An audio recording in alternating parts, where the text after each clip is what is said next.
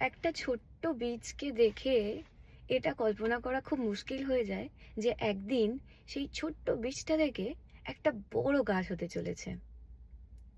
আজ হয়তো আপনার কাছে পয়সা নেই, সামর্থ্য নেই, আজ হয়তো আপনি সাকসেসফুল নন, কিন্তু কে বলতে পারে যে পরবর্তীকালে আপনি সেই একটা বিশাল বড় গাছ হবেন না আজকের থেকে। আমাদের মধ্যে ভবিষ্যতের পোটেনশিয়াল লুকানো থাকে।